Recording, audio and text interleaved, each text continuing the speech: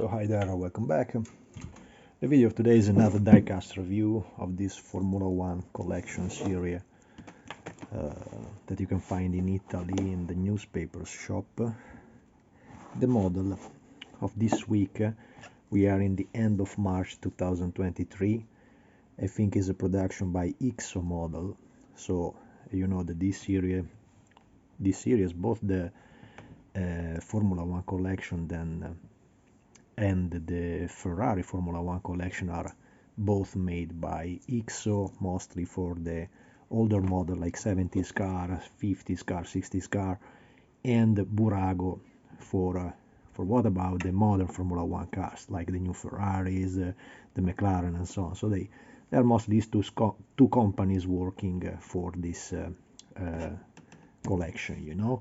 And of course I didn't make the original subscription to buy all the, I think for Italy they scheduled 60 articles to be done, you know, and this should be the arrival number 55, so we are nearly there with the series. The next ones I think I will not collect because one is an Arrow from Patrese, I suspect, but is an Arrows that I don't like, and then there is a couple of modern one that I also don't like, and probably the last one will be the most interesting for me because they schedule it like the Lotus 49 from Jim Clark, and that is absolutely a must to have for me. Probably is the nicest vintage Formula 1 car in my opinion, you know, of that era, of course. The model of today so is the bt44, driven by that unlucky pilot that was Carlos Pace, 1975. Carlos Pace, I remember briefly the story of this pilot. It was an incredibly good pilot, you know, but he died, I think it was 77, and this was a very, very skilled Brazilian pilot, you know, and the legend say that he was taking the allowance to drive small planes, you know, and so he needed to make experience in the night fly with planes in Brazil. But it happened that probably the plane had an explosion, because it was horrific what happened to the guy up there. The plane had an explosion, and I remember that I was reading articles where it was very extremely complicated to define who was inside the plane, and define with the personal, you know, digits that it was Carlos Pace inside the plane. It seems that something went wrong during a test he was making, during a training, you know, he was making to have the night fly ability to take the permission to pilot his own plane, you know. It was a small Cessna, and this I think happened in 1977. This was ugly because the pilot was extremely skilled, you know, was a Fittipaldi generation, a little before Nelson Piquet. So Brazilians have this dynasty of incredibly skilled pilots, you know, Ayrton Senna, Barrichello. There is a lot of incredibly skilled pilots from Brazil, you know. They have many very, very good one, you know. Carlos Pace was extremely unlucky, and if you see how he drove, he was an extremely skilled heroes of that era, you know. It was really a professional driver. It was not in this time the company already started to apply the rule that you have to have one skilled pilot and one unskilled that pay for the vehicle. Today, in modern Formula 1, I think very few one are the real one that get paid. All the other have to pay, so they have to pay to race, you know, and very often to die. I remember, for example, the Roland Ratzenberger tragedy. Ratzenberger, when he crashed in 1994, the Villeneuve Variante in Imola, he was paying for that Simtek Ford that took his life. So it's a strange life, you know. About the model, what can we see? This time, the car is extremely nice. It was one of the first Gordon Murray, I think he's British or South African, maybe South African should be. So it was one of the first Gordon Murray car. He was famous to have this triangle section on his Formula 1, and this car they had. I think it was, yeah, it was probably after the Brabham was famous in the 60s to race with the Repco motor, you know. Repco motor was a V8, but it didn't have the reliability and the power of the Ford V8 used. Then following right the Ford DFV family, the V8 that after several evolution and basically became another motor, you know, but the DFV was the one that arrived at like definition until Michael Schumacher car. So it was a motor that powered nearly all the kind of Formula One car. It's an extremely powerful and well done V8 Formula One engine made by Cosworth in UK. They were absolutely the best at doing this type of motor. In the beginning, in the late 60s, the DFV was the motor to beat, you know. There was other units incredibly powerful for the age, like the Formula One produced by Alfa Romeo, the 12 Boxer. In the same dimension you can find the 12 cylinder made by Ferrari. So this was the parameters that you had in this category, you know.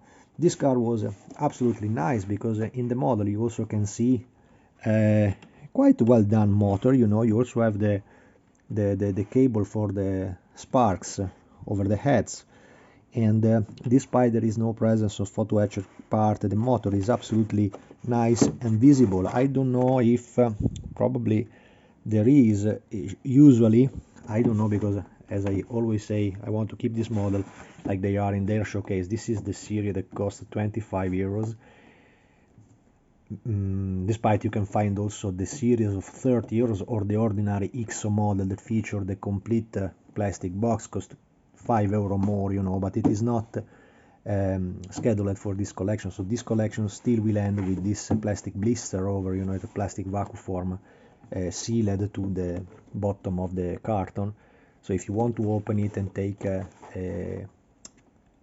completely free to look eye to the model, you have completely to destroy this box, and then it will be a problem, because it's seen some collections with the open blister that became completely dusty, and when it is a model like this, it's very easy to damage it. So I prefer to keep it this way, because I just buy them for really collection, just, and not so this big collector, but I collected some.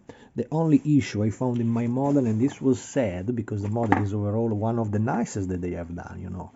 Also looking at the level of the decal, the tampo decal, that are absolutely well done. The Martini color are perfect on this car. But in my model, as you can see, there is a problem in the front end suspensions, and you see that spring is bent, and all the suspension is badly mounted inside the wheel. Probably I didn't notice this when I was buying the model, you know, because I usually take a brief look, you know. The 90% of this model that have been sold, I was reading in the international forum for this model, have a lot of problems occur during the transportation of the model, you know. So it happens then the rear wing can be broken, and some part can be completely destroyed during the transport, you know.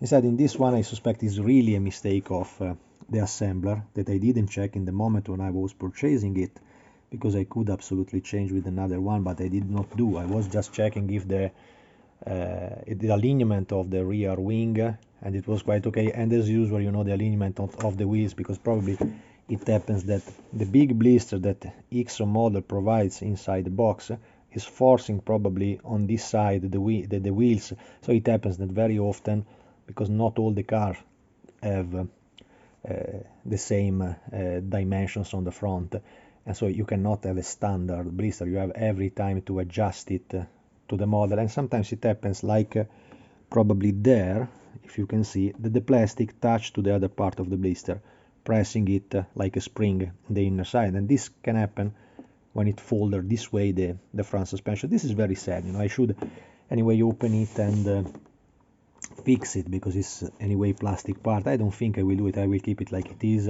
no problem in that. As I said, it's just a collector purpose, so I will keep it like it is, you know. There is no purpose to make a super detail, to change the belts and so on. As usual, they are just decals inside, you know, so 2D decals, and there is no photo etched parts for the buckles. There is nothing, you know. But it's anyway okay. I mean, always remember that the price you are paying for this model is anyway a couple of beers, you know. The other point that is a little disappointing on this kind of cars is that they constantly have, probably is the mold of the Formula One tire that they had, presenting a molding line in the middle. Of course, this is also another part that, being anyway quite hard rubber, you can sand it and take it away and make it a little more used, you know, because this is absolutely ugly to see. And it's sad, you know, because this small details that makes a very, very nice model, a little, when you look carefully to that. As I said, for the possibility to see the motor so exposed and all the suspension of the mechanical part exposed is absolutely interesting. You know, I think that this brabham was still one with the water cooling radiators in the front end. You know, I think after this one, I remember, guys, I don't know so much about the car of the 70s, so I just collect them. Sometimes I read the history inside that, and sometimes I remember the pilots most. You know, Carlos Pace I remember because I was a baby when he was racing. You know, I'm from 1973, and he died in 77. And I remember that my parents, my relatives, were so interested in this Formula One season. You know, so of course, being all Italians and Mangia Spaghetti, we were all supporting the Reds, the Italian, Ragazzoni, Lauda. It was really something popular, like if you are talking of a football team, you know.